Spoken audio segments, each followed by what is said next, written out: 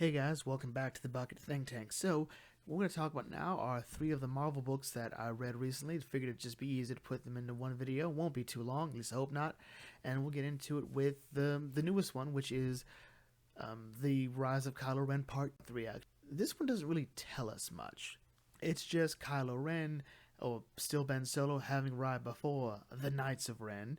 And Ben Solo's like, I want to join you guys. And the Ren, the leader says like, uh, well, we like you, kid, but, I don't think we want you on the team. Like, Snoke says you're alright, but I don't know. I don't know. It feels like Snoke's about to be retconned to be something else. We have a requirement to be in the Knights of Ren. You gotta kill somebody. You gotta kill somebody that sounds cool. You gotta tell me of a kill you made. And Ben says, well, I killed Luke Skywalker. And Ren is like, yeah, no one believes that, so try again. And he's like, well, what do you want to hear? Like, okay, what'd you do? Well, I killed three Jedi. Ooh, you killed three Jedi. All right, let's hear this story. And effectively, this is how we kill the three Chuckleheads, and the three Chuckleheads being the three Jedi that are still in pursuit of him. And before he can get into the story, the Ren is like, well, hold on. Tell me about these three people. Tell me who they were. And this is really what makes this issue worth reading, honestly. Who are these three Chuckleheads? All right. And it turns out they are three of the first students of Luke's Jedi Temple. I'm like, okay. Okay, that's cool. That's cool. And one is named Vo. She's probably right below Ben Solo in terms of, like, strength, going by how the comic presents itself. She always felt like she had to compete with Ben because Ben was just so naturally gifted, and Luke was like, it doesn't matter. Look, he just has a bit of an advantage over you, and you need to think of yourself as a door. The wider you open, the more easily the Force flows through you. Some people just start off with their door a bit more open, but any door can open wide. And I'm like, okay. She, in a lot of ways, you could view her as the Anakin Skywalker to Ben's Ferris Olin, if you remember that story. Then there's Hennix. Hennix is the squid-looking gentleman, and he sort of viewed the Force as, well, even just as trading as a puzzle to be solved. And to him, it's just really fun just to try to solve it. And that's cool. Then there's Ty. Ty seems to be the smartest one there. Ty's like, so Ben, you hide something from somebody. He's polite when he asks about it. Like, look, Ben, like, we all got secrets, but it feels like you really, really got some secrets that you don't want anyone to know. Maybe even yourself. All I'm saying is, look, we're your friends. If there's something you want to tell us about being who you are, just tell us. We'll be ready when you do. And Ty feels like the one guy that could have fixed all this. If there was like one more person like Ty, maybe Ben Solo wouldn't have had all that crippling darkness that made Luke think about killing him. And that's who those three people are. These three chuckleheads, wink and blink and a nod. Vo, Hennix, and Ty. And then we cut to, well, the actual fight that he has. And it felt like Ben was going to try to kill Vo, but he accidentally kills Hennix. And then he traps Vo and Ty in the temple. And then leaves to show up before the Knights of Ren. And the Knights of Ren are like, well, Ren is like, look, you didn't try to kill Hennix. You thought about killing Vo, but then you sort of wussed out on it. So I don't know, but you know what? We like you. You kind of like us. Snoke gave you a good letter of recommendation. So you know what? Let's just see where this takes us. And that was it. This was possibly the most boring of it. There's less egregious things going on here, but there's also less interesting things. Mine is finding out about these three chuckleheads. It's also interesting to note that by this point, Ben Solo hasn't tried to kill anybody. Well, intentionally. Everything's been done sort of by accident or gut reaction. Luke Skywalker shows up before him. He freaks out, brings the temple down. His dorm down. Ben looks at the Jedi Temple, gets mad, blows it up. Then he fights these three. And he can't quite commit to it yet. Something's holding him back. And I think this adventure is going to be what destroys it. Is this a great story? It's an alright story. It's like more lore, interesting lore. But overall, not much. I'm willing to bet this is going to end with Ben becoming Kylo Ren and killing those two. We'll see. We'll see. Next is another Star Wars. This is issue 2 of the Empire Strikes Back post Empire Strikes Back comic. There's not really much here.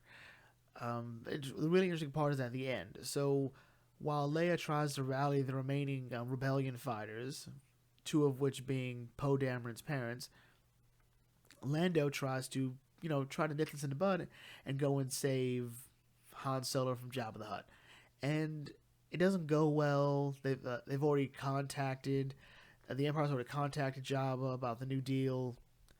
That they're in control of Cloud City, so Lando has nothing to offer, but he does offer the rebellion. He wants to sort of play both sides here, or at least try to get out with his skin intact. But he also wants to take back Cloud City, so he says, "Hey, Luke, you want to come with me? I need you to convince Leia to let me go back to Cloud City so I can take it back. And while we're there, we can pick up your lightsaber." And at the end, Luke has this vision of someone handing him his lightsaber. So yeah, and this issue was all right. I don't care enough about Lando to really take an interest of it. Like the stuff with the rebellion, sure, but I'm mostly here for my boy Luke. Really am. I want to see how he gets through this. I want to see how they're going to try to explain how he furthered his training to be who he is in Return of the Jedi. We're taking the longest route possible to explain why Luke is the way he is in The Last Jedi. All right, we really are. No one really needed to see a New Hope Luke Skywalker. All right, we didn't need that, but we got it. And finally, we have X-Men and Fantastic Four, or X-Men / Fantastic Four, written by my boy Chip Zdarsky.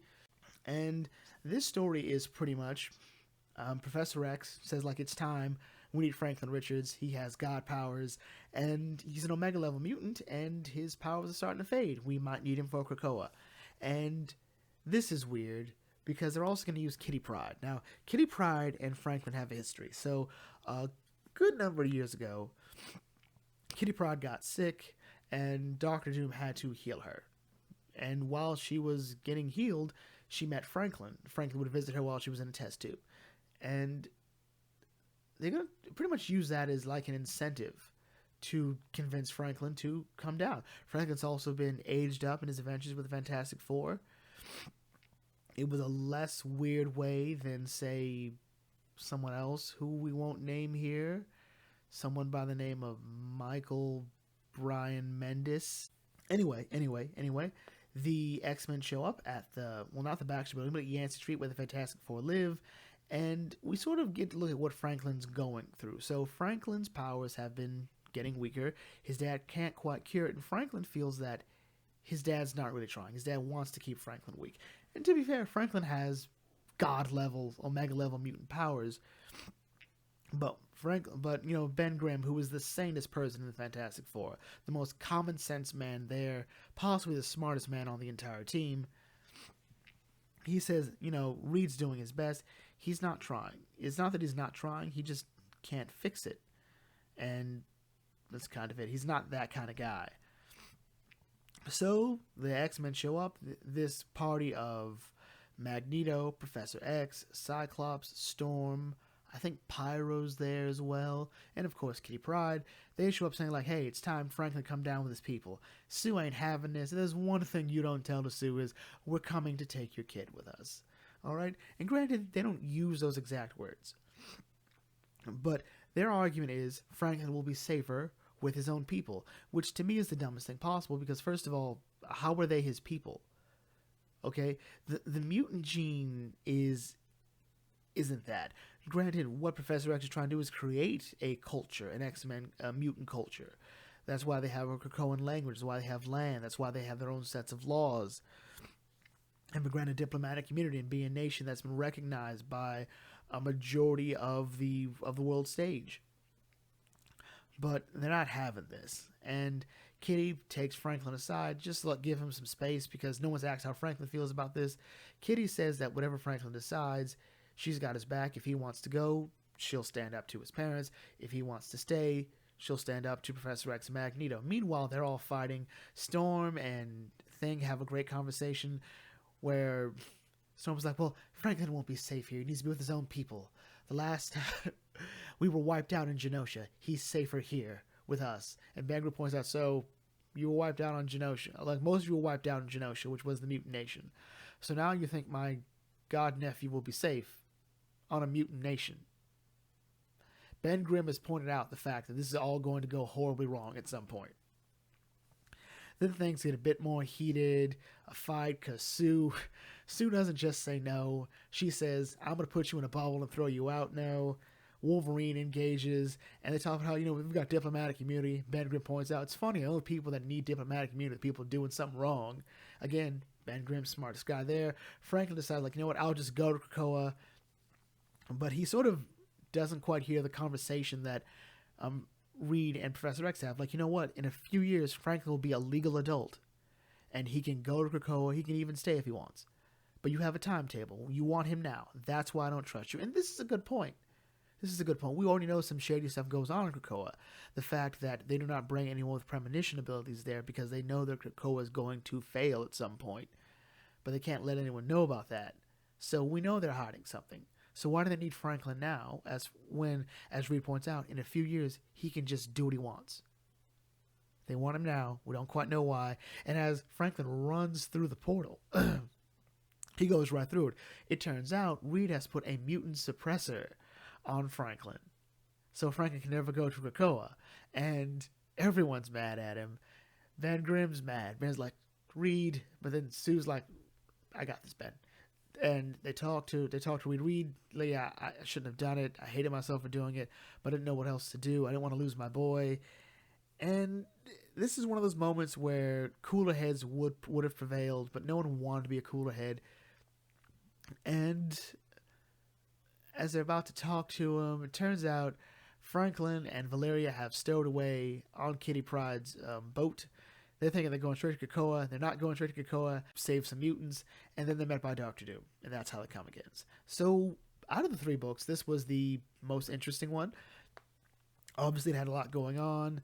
A lot of fun stuff. I was wondering who would clash with the X-Men first. I was hoping it wasn't the Avengers again. But the Fantastic Four always had a long history with the X-Men. So, it makes sense that, they'd be the ones to do it. The issue of Franklin and his mutant status, it's never been a problem before. And some people argue this is just designed to make the X-Men look bad. I'm like, well, this entire story makes the X-Men look bad. I mean, most of Powers of X and House of 10, as good as it was, to me never made the X-Men come off as like the good guys. And maybe just how they went about it, but we also know some of the secret dealings going on here. Overall, though, I'm excited about this little 4-issue story. Because everything else is a bit big. I might get back into Marauders and the other X-Men titles through trade, but as of right now, it's just too much. It's just too much, no matter how much I heart Kitty Pryde. Anyway, that's it for 3 of the books that we read this week from Marvel. So we're going to bring it to a close here. What did you guys read from Marvel? I'll do a DC one soon, and I'll catch you all later. This is About Think Tank signing off. Thanks for watching, and as always, may your fandom serve you well.